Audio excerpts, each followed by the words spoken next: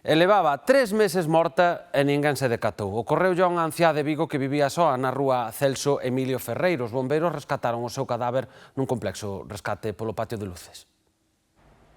A última vez que viron a Carme era polo Nadal, o día que os veciños poñen a árbore no portal. Que en Navidades, cuando montamos aquí el árbol y todo eso, estuve con ella y tal, le felicité, oye, que pase buen día y tal. O sea, yo la última vez que la vi fue, vamos a decir, en Navidades. Logo tentou contactar con ela porque lle tiña alugada unha praza de garaxe e xa non lle contestou o móvil, na porta nin os whatsapps. Alquiló la plaza una de las plazas de garaje de ella. Y yo, sobre el 27 de diciembre más o menos, le fui a pagar la plaza de enero y febrero. Bueno, de enero. En mano. Sí, se lo pago en mano. Entonces, yo el 27 le toqué el timbre, le llamé por teléfono y no la vi, ni me cogió o no me oyó, o lo que fuese. Y así cada semana, hasta que ayer yo, sobre las 2 de la mañana, oía a los bomberos. No sabía de lo que era porque el perro estaba ladrando sobre esa hora. Y no sé nada más.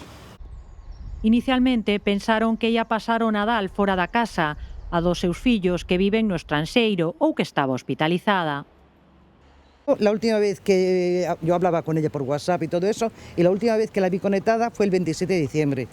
No me contestaba los WhatsApps, yo no volví a saber nada de ella desde Navidades. Vamos. O máis estrano para esta veciña é que a última conexión de WhatsApp era do 27 de Nadal. La última vez que yo hablaba con ella por WhatsApp y todo eso, y la última vez que la vi conectada fue el 27 de diciembre. No me contestaba los WhatsApps, yo no volví a saber nada de ella desde Navidad. Carme era moi querida e era considerada moi boa veciña. Algúns din que non mantiña moi boa relación cos fillos, de cadra porque estaban no estranxeiro. Os bombeiros accederon á vivenda descolgándose polo patio de Luces.